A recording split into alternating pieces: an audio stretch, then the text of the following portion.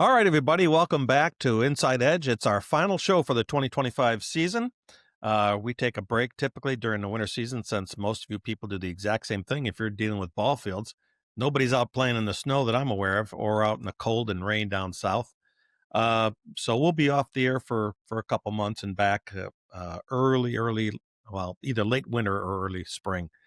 But besides that, I'm Paul Zwaska, your host, and we're here to talk more about ball field maintenance and other assorted things involved with dealing with recreational ball fields and having to take care of them and low maintenance situations. And today I've got a great guest, somebody who I met, probably about 10 years or so ago on one of my last podcast shows that I did with my previous employer, Beacon Athletics. And the man's name is Andy Ommen. He's is it CEO of Professional Outdoor Solutions, which is I'm gonna go partner, president, partner, or something. One of three. Right, correct, exactly. You're one of three of a company out of Central Illinois.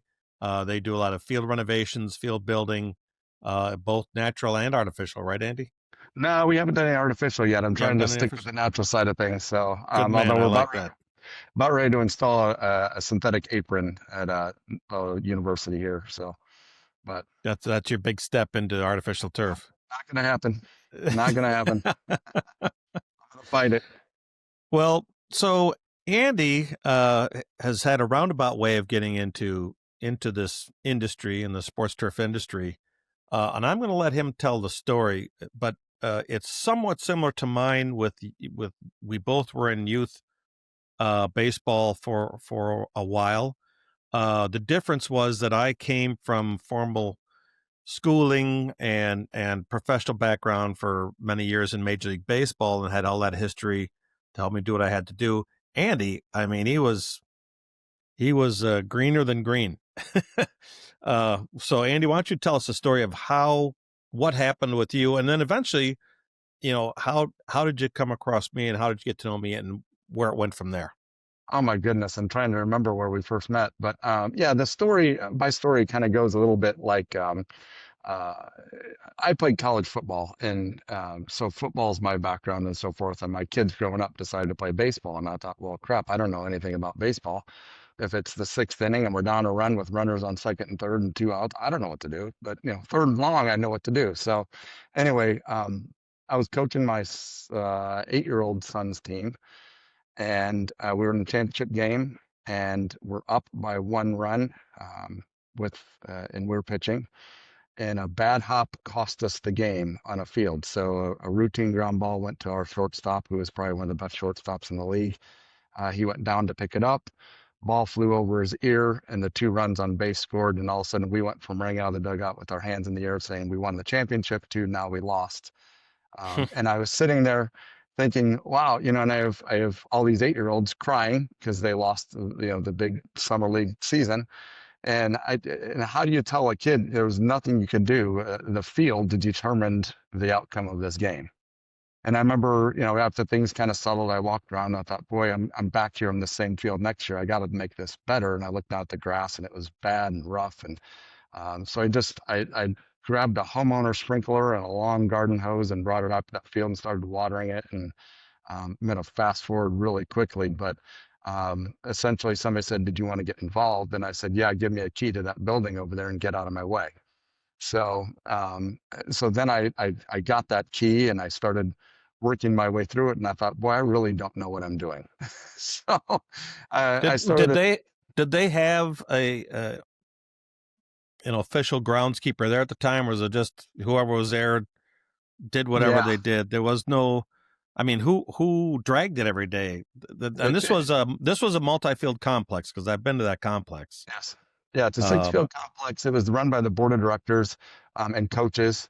So whoever showed up before a game, if you knew how to run a drag or even mow the field real quick before the game, you mowed the field. And the lips were terrible. The infield grade was terrible.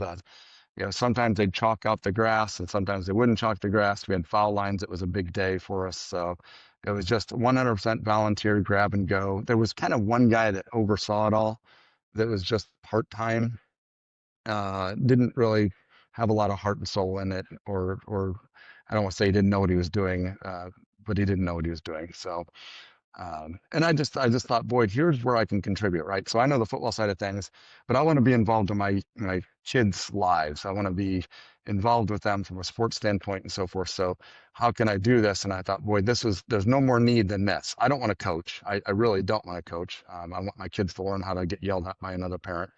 But I can make a big difference on the ball fields. And I had a pretty nice front lawn on my house. And I thought, boy, so if I can grow grass in my front yard, I can do it on a sports field. Well, I didn't realize how different they were until later in life. Or the fact that the grass really isn't as important on a ball field as the infield skin. Correct. Yes. 100%. Yeah. Only three people stand on the grass, right? Is that what they say? Yeah. So, yeah, exactly. So it ended up being a neat transition. I met some folks at Edge. Um, Paul, I am trying to remember how you and I ran across our names from each other. I know how it was, but you were listening to my podcast. That's what it was. Yes. And you contacted me at Beacon, and you Yeah. started, and I think in our podcast back then, I was talking about the little league that I was working under, and I think that's where you made the connection. Hey, this guy's doing the same thing I'm trying to do. Yeah. And he's got some great ideas, and we started talking. That's what I remember. Yeah, and then I ended up going up there and visiting you one time. Yeah. This is after we had met for a while, and just, boy, the comparison of notes and getting your insights into, I mean, from being from the best of the best down to the Parks and Rec League, it's like how do you make these two worlds come together? And what's, I think I struggled at first with what's a priority for me, right? So I wanted to go from little league parking lot field to Target Field in a matter of days, or Oriole Stadium or whatever it was, and I couldn't do that. So where's my priorities in this? And I think that's what you really helped me with. Well, and as I recall, now, so Andy worked for an insurance company at the time. This was, that's what he was doing during the day, and then he'd leave work there and go to the ball field. It seems like every night or every morning or whenever the heck he was free. It's kind of like what I was doing in a lot of situations.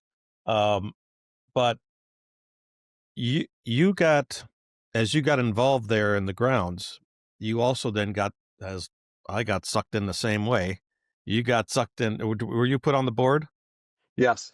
Yes, you were put on. So you, like me, you were sentenced. I don't know how long you were sentenced, but I was sentenced to 15 years.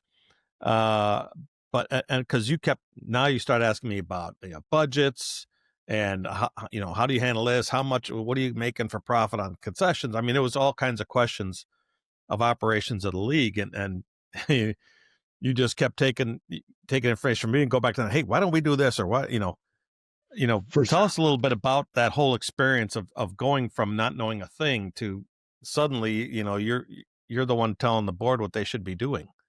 Yeah, well, it's a great question. So I didn't know what to do. So I remember thinking, well, these fields need fertilizer, right? Grass, it's a plant and it needs fertilizer. So how do I buy fertilizer? So I went to the board and they said, well, just get it and give us a receipt. And I said, well, like, what's my cost? And they said, well, we don't really know. What's it going to cost? So I put together a price for just fertilizer. And then it literally just snowballed from there. And then talking with you and learning about Edge products and everything else that needed to go, I just slowly started spending money to make a budget. And I remember the board, a couple of the old school guys were like, well, how much are you going to spend? I said, until you tell me to stop. And I mean that. And they kind of laughed and rolled their eyes at me. And I said, well, what kind of ballpark do you want? Do you want an elite ballpark that stands out, or do you want just a run-of-the-mill one? They said, well, it can't be sustainable the way it is today, because we had room for 1,200, 1,300 kids to play. Easily. And we only had an enrollment of 500. And it came down to, like, should we close one of the diamonds? Should we, what are we going to do? And I said, I'm going to borrow the phrase, if you build it, they will come. I said, if we make this into an elite ballpark, I think more and more it people sells itself. It's going to sell itself. So, and it sure as heck did. And thankfully, one of the first board member meetings I went to, they were going to take our 90-foot base field, skin the whole infield. So now you have a half an acre of dirt, and they were going to put 90 through 50-foot bases on it. Ugh. Because it was, and I said, please don't do that. Let's see what else we can do first. And thankfully, they didn't. And then that field ended up winning the Illinois SDMA Field of the Year award. Uh, I guess that was what, 8 years ago now. So, but yeah, it was kind of one of those things that I was kind of given free reign.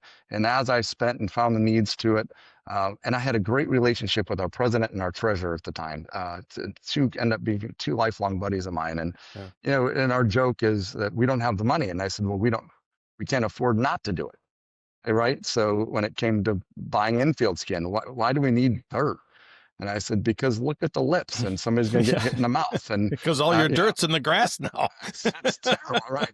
So it was, and it taught me how to explain things better because you can see it, right, Paul? You'll know this. You go on a field and see it, and then you go to try to explain it to people, and they just don't get it. And like I said, fortunately, I had a lot of great people on the board that believed in what I did, and they saw the differences, and kind of went from there. So. I'm sure you saw the same thing happen at your place that I did at ours, which was, and I had told the board this, first of all, I told the board when I came on, first of all, they didn't have a budget. They couldn't tell me, what the right hand was doing from the left hand. And I cussed them out of the first board meeting I was at. Of course, then I got stuck with the budget, which he who controls the budget gets the big budget. Correct.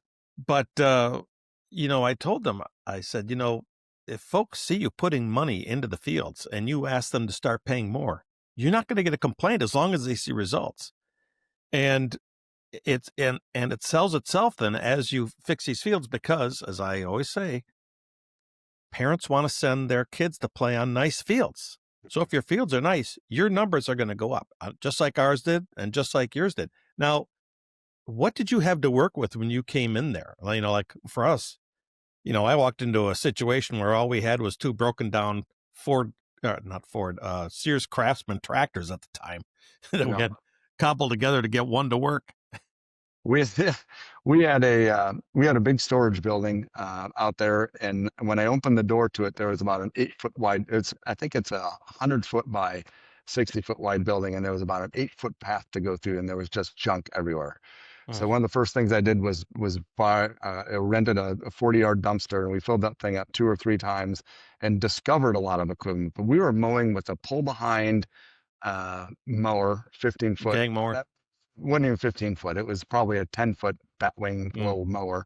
And it Sure. went from fence to fence, whether you're on a field, off a field, on a parking lot, whatever, where you just mowed the whole complex from fence to fence. And we had a little Dixie chopper mower that I resurrected and put new blades on it, started mowing the fields with that. It was about a 40-inch cut. So that high school field took forever to mow. Yeah, I'd say. Oh my, I was like, what am I doing? Maybe the whole pull behind thing is a good idea. So, and then a funny story, but I accidentally bought our first real mower. So I was looking at auction sites and kind of looking at these things, and I was like, I wonder how these auctions work. And I placed a bid on a mower, and I was the only bid. So the next thing I know, I was like, shit, I just bought a mower. Pardon my language. You got to come up with the money all of a sudden. Guess who funded the money right here?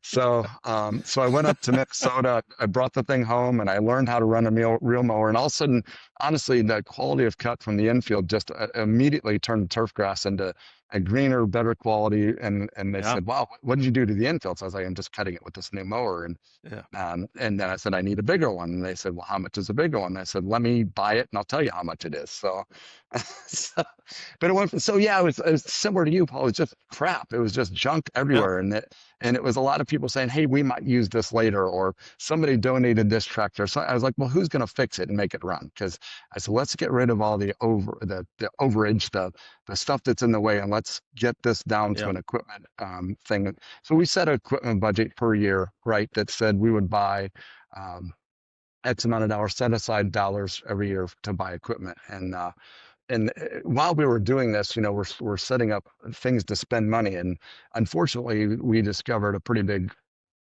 hole in our budget money flow that was quickly captured and discovered, and so then it freed up a lot more money to spend uh, on the equipment. So, Hmm. um, which was kind of a very uncomfortable situation for all of us because we found somebody that may have been potentially taking money from the complex Yeah, and inadvertently. So, the sad part is that's such a common thing around the country. Uh, People take advantage of these, and it's not just in youth sports either. I mean, it happens even in adult level leagues.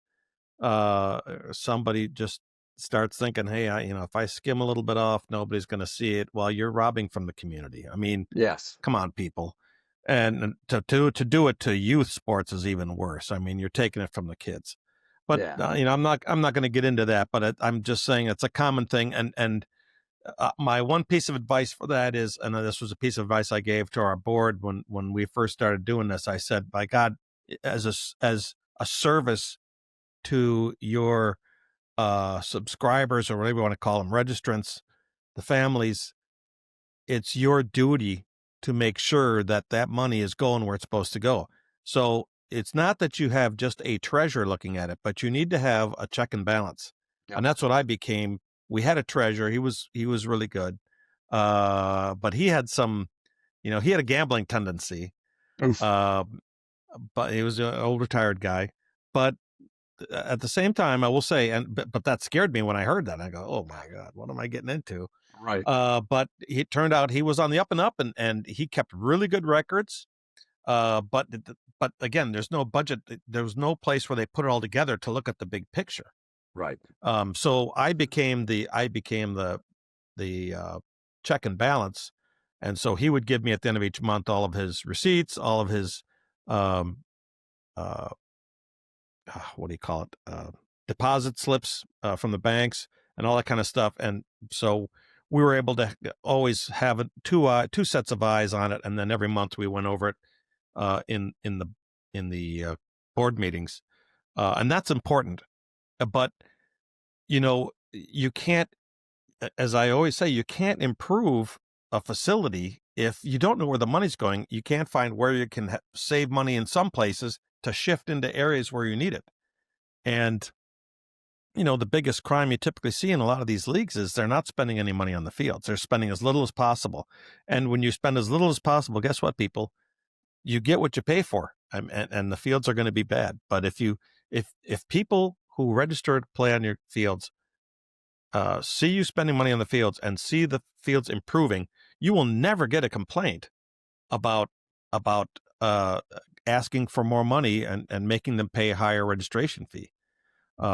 As long as they see the results, if anything, they're going to congratulate you on how much better the fields look or they play or whatever else. And that goes with getting this equipment. Now, one of the things that we did was, now you went to the auction site right off the bat with some of your stuff. We went to the rental places, and yes, we started buying. The rental places sell their rental stuff after a certain amount of time, and we would buy some of the rental stuff. That was for all the smaller stuff that we needed. And eventually, as the budget built up, as we started seeing numbers increase and fall ball really taking off and that kind of stuff, then we started buying our first professional pieces, and we'd always buy them, lease to own. So you had a payment, and at the end of 3 years, you had it. And that's how you build that organization, just like you did down there. Um, so that's really cool to see. Tell me a little bit more about being on the board and some of the things that you had to deal with and help to try and solve to make things better. The comment I typically heard a lot of times was, "Well, this isn't Major League Baseball. This is Little League." I said, "Yes, but you can take what you learned from Major League Baseball and apply it to Little League right. or So Youth League." yeah, and that is a big thing. We're not major league. I said I get it, but so two things boiled down to me for getting approval on equipment and budget was basically I put things in two categories. The main category is safety, right? And Yep. uh, as long as you make your field safe and the ball bounce true and all that stuff, it's going to play better. And it takes equipment, and it takes dirt, and it takes a good stand of grass, and it takes this. And so you to explain that to the board on how to get from point A to point B was a big deal, right? And then return on investment, right? So, um, you know, sure, we use aerosol cans to paint our foul lines. I said, but if we buy a painter, sure, it's up front more expensive, but the paint on itself, in and of itself, in bulk, will pay for itself in 2 years. So I had to do kind of an ROI kind of thing. Yeah. Uh, and um, and oftentimes, like you said, I borrowed a mower here and there and would show how it could mow faster and better. And I took advantage of some demos from both Toro and John Deere had demo units that they let us borrow. And they Hmm. thought, wow, you can see the difference. And that was kind of the big thing. But yeah, this isn't Major League Baseball. I've heard a million times, and it's just grass, Andy, is another thing that I heard. And that was more from the old school guys, I would say, Yep. that had been there for a long time and didn't know any Yeah. This difference. is good enough. Yes, yes, good enough for pony. Common thing I heard from the older group. Yeah, And that's actually, it was the younger generation of board members that pushed me in there, and I had to convince the older crowd that yes. that this is the right thing to do. Trust me, you just have to let me prove it to you. And it took 2 years, but with each win, they would give me a little more breathing room. Okay, yeah, well, I think we can let you do this now, that kind of thing. I'm sure you saw the same thing down there. So the funny that's a great story because the first time I ever professionally aerated the field, I actually paid somebody to come do it, and they had the Toro 1248 or whatever the number is on the back of it, Procore. Procore, and they had an emergency board meeting to have me banned from the complex because I Yeah, said, because of the mess. They saw yeah, this mess out there. I ruined the field. The grass will never grow again. And I said, give me about 3 weeks. And sure enough, you started to see rows of grass. And our outfields were not good. They weren't. But you actually started to see the rows of grass growing because I slit seeded after that. Sure. Uh, and and that's really was kind of the turning point of it all is when I did that iteration. And I said, you got to trust me. I said, I know it looks bad. And I only did one of the fields. I didn't do all of Yeah. them. So I Yeah. just did one of the fields. And sure enough, that field looked that much better later. And I said, now we just need to multiply this times the rest of the fields and we'll be better off. So, but yeah, I didn't actually know that board meeting took place until several weeks later. And they're like, we tried to ban you from the complex. And I said, well, that probably would have been the best thing you ever did for me. So Yeah, that would have been why the did that go best thing through? you could have ever done for my personal life. Yeah, instead of For spending every waking hour here when I'm not working. Yeah, and it's funny you mentioned earlier about what my days were like. I actually lived really close to the complex, so I would stop by there in the morning and kind of check things out.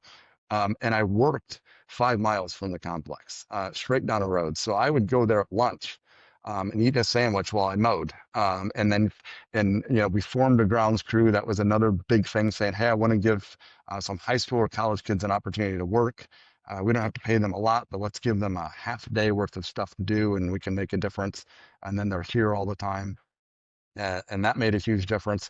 But yeah, I would come at lunch, I would oversee the grounds crew, and then I'd stop by on the evenings on the way back. And it was a 3 stop a day kind of place. Yep. Very, very familiar with that. I mean, we had Yeah, all manual irrigation, so I was out there every couple hours moving sprinklers, running hoses, and all that kind of stuff.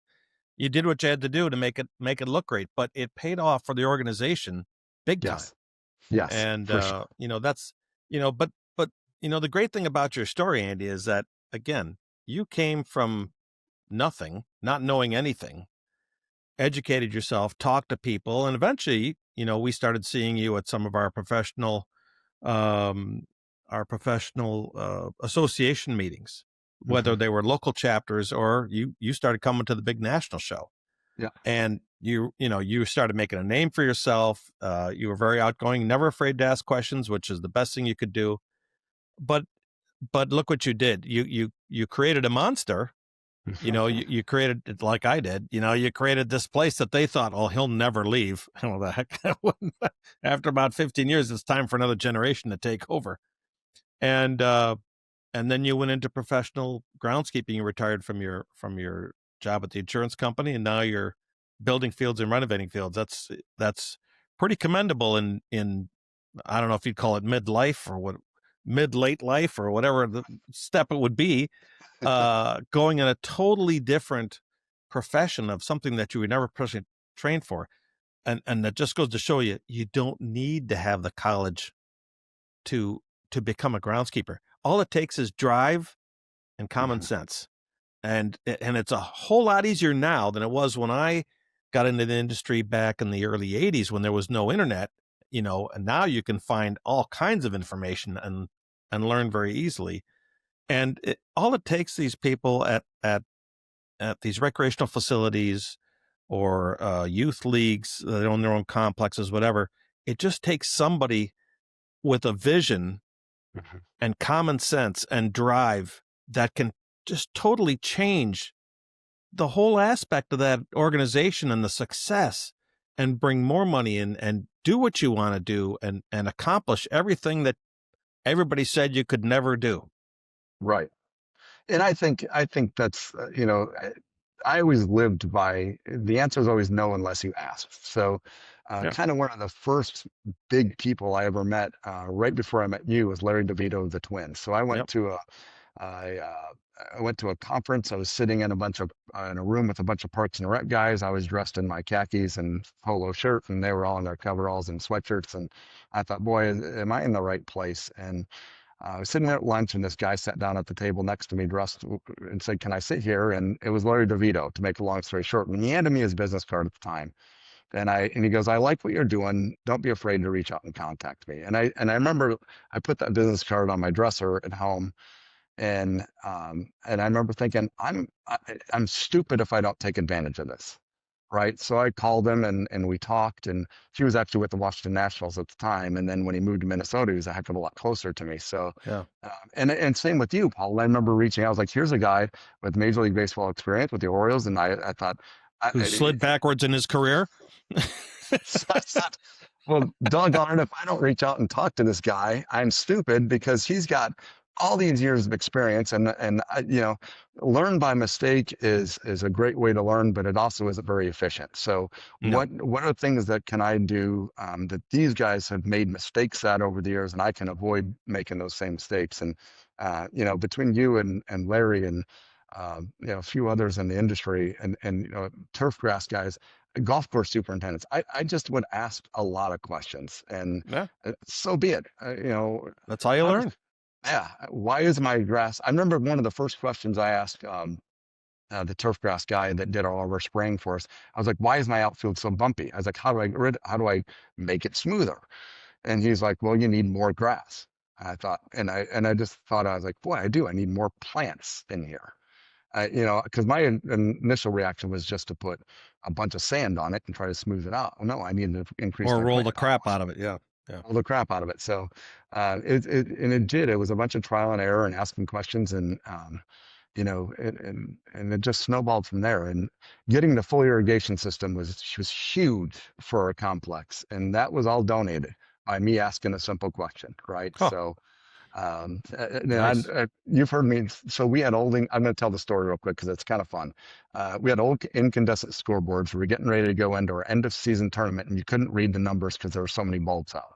So I was climbing up a ladder to change the little bulbs, and I walked by a vendor sign of a BMW shop that hadn't sold BMWs for 8 years. So I called our local BMW. First of all, I was like, "Who's supposed to be changing these signs?" And nobody would raise their hand. So I said, "Well, I'm going to change the sign."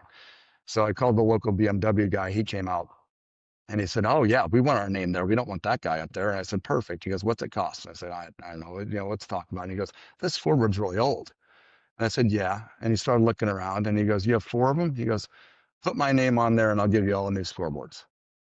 Um, okay, great. So sure enough, 3 months later, a semi pulls in with all brand new LED scoreboards and hand remotes and all this stuff.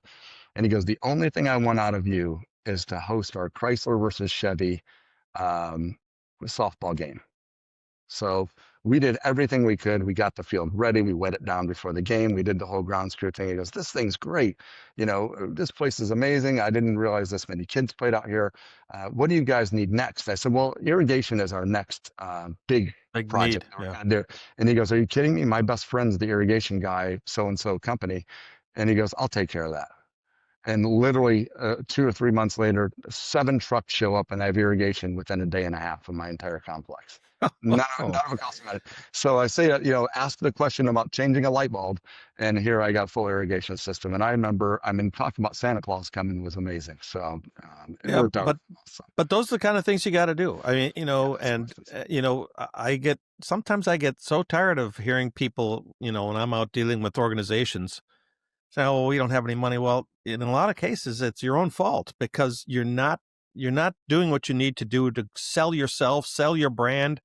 Here you got signage that's not being kept up to date. That's a waste of, if you can pull in so much money from signage, but more importantly, you catch the right person like you did, and suddenly your life is a hell of a lot better, and you're giving your kids a lot better place to play.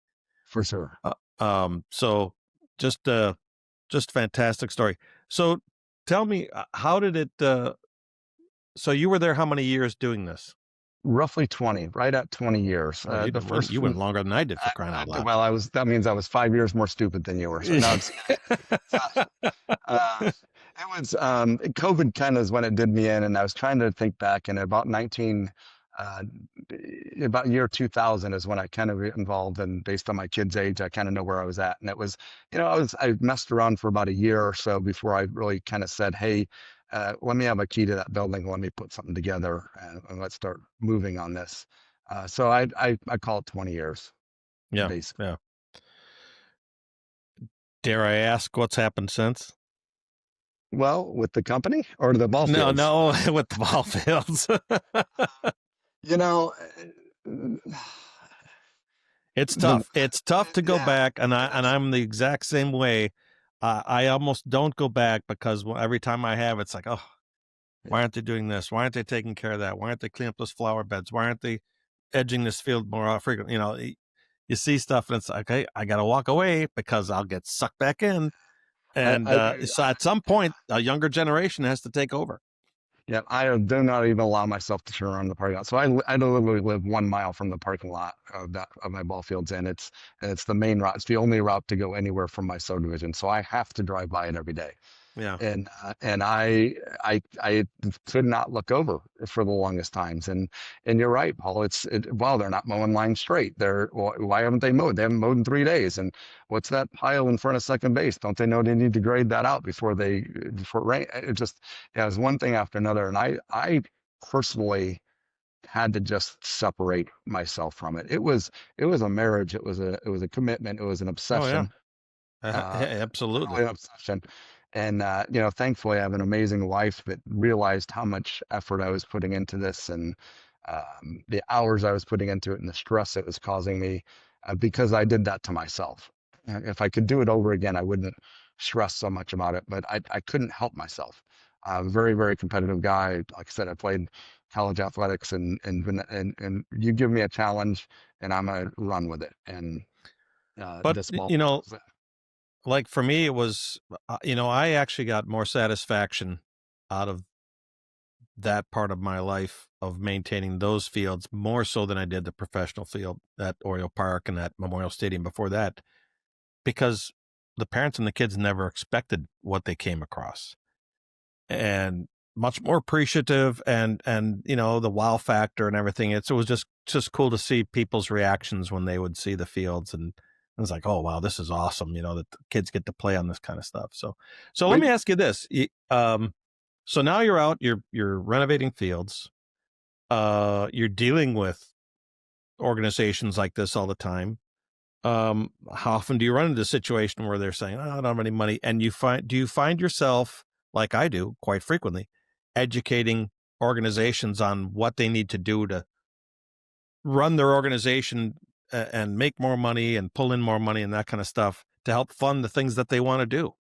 Yeah, we don't run into a lot of parks and rec areas, Paul, because they all think they've got it within. It's more schools that we run into, right? So Yeah, we're from junior high to high school to even collegiate level, but it's still kind of the same story. It's like we need to renovate this field. Okay, well, what's your budget? Well, you tell us what it's going to cost. And so we've, it's, what do you want? And it's kind of the back and forth. And it's a weird thing being a vendor saying, tell me what your budget is and I'll make it fit. But yeah, so oftentimes we end up giving a best, a medium, and yeah. fairly kind of bid to people and say, Good, you better, guys best pick and thing. choose. Yeah. And here's the pros and cons of everything and all that stuff. So that's what we run into most of the times. But safety is the first thing I go to, and because it's so dangerous to play on these fields, whether it's a bad hop to the face, whether it's somebody rounding third base and they drop off a lip and they blow an ACL out. Um, you name it. It's safety seems to go really well with things, and that's kind of the premise of SFMA, right? Our is safety first, and if you make the field safe, all of a sudden the appearance comes up, and the appearance is the wow factor. Yeah. But as long as the ball is bouncing true, it doesn't matter that much to me. It does. I shouldn't say that. I, back to the whole appearance thing. My ball field is right next to an airport, and I swear to you, I would get upset if a pattern was slightly off because an airplane taking off would look over and see that I had wide stripes on this field, narrow You're a stripes on sick another field. man. You're a Oh, sick so, man, Andy. but anyway, back to the You belong in the pros. I hate to tell you. oh man. So, but it was so back to the whole thing about the what it took. Yeah, and it does. It's safety for schools is the biggest thing. That's what they're more concerned about when it comes to that. So Well, it's it's been an interesting story that really mirrors a lot of my story in a lot of ways. And I'm hoping that people who listen to this interview take a lot from this as far as, what does it take? It takes a visionary. It takes somebody with drive to say, I'm going to make this field better. I'm going to make these fields better. Uh, whatever it is that they've got to do, but it can be done, folks. There's no doubt about it. I talk to people around the country who do it, and it just takes the right people with the right mindset and the drive to do it. And like you say, Andy, not being afraid to ask questions of us professionals or anybody that's in the field. Uh, if they don't know what they're doing, there is help out there. There's tons of it on the internet. Um, and you can make your fields better, and at the same time work to improve the cash flow in the organization to do more improvements to the fields, buy better equipment, even employ a staff like we did, mhm. like both Andy and I did with time and that kind of stuff. And Andy, it's been great to have you on the show today, and we really appreciate you stopping by. Well, and yeah, I agree, Paul. I couldn't reach out, ask the questions. It's the sports turf manager level, especially the professional down to the high end levels. We're all in this together. We've all faced weird problems and had to come up with issues. Don't be afraid to ask the question. I love in getting DMs or text messages or emails that are saying, "Hey, I've got this problem." And I probably have run across it, and I'll tell you Yeah. what I did and what made sense and what didn't make sense, but ask the questions. And as you fix things and as you see improvements, it's so satisfying. And like you said, then the revenues start going up for the ball fields and stuff. So Yeah. we did another real quick story about that. A real rough blue collar town not too far away decided to invest in rebuilding their 17 ball fields, and their Ooh. youth activity went through the roof because they saw it renovated and the kids said, I want to play baseball there instead Yeah. of running around the streets. And she'd be a great interview sometime, is how much more revenue they're bringing in because of that. Well, and that's the thing, if a kid sees a field, nice field, they want to play in it. It's just natural instinct. And so many fields have fallen into disrepair, or people don't really care about, baseball as much. Saying, oh yeah, they can play on it. It's good enough. And, if you really want to help the sport of baseball and softball out, get involved and help get these fields better. Don't let them all turn to artificial turf. It's not a great surface to play on. It's miserable when it's hot. It's miserable even when it's not hot, because it still gets incredibly warm. You know, yeah, it might be great because you can play when it's 32 degrees out there, because everybody loves playing ball when it's 32 degrees outside in the spring. Or Exactly. you can get on there after a rain, or you can play through a rain in it, but it's miserable. Yeah. But the natural way is the best way. That's all I can say. All right. Amen, brother. Amen. All right. Thank you very much for coming, Andy. We Thanks, appreciate Paul. it. Yeah, thanks so much. Appreciate it. Have a great one. That's a wrap for this episode of The Inside Edge, brought to you by DuraEdge. Whether you're maintaining a local recreational ball field or something bigger, we're here to help you on your journey to create safer, easier to maintain, and more playable ball fields. If you have any questions or topics you'd like us to cover, leave a comment or email us at insideedge@duraedge.com. Be sure to follow @DuraEdge Products on social media for more tips and insights. We'll see you on the next episode.